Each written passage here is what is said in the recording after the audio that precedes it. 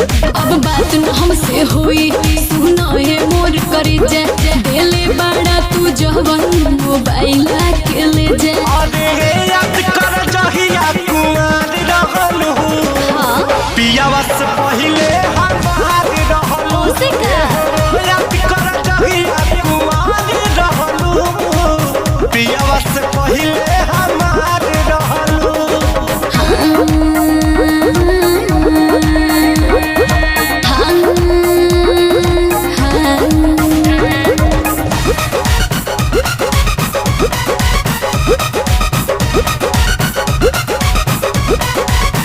भइल रहे प्यार जब रहलू नादान हो हम ही खिया के तोके कोई निशान हो।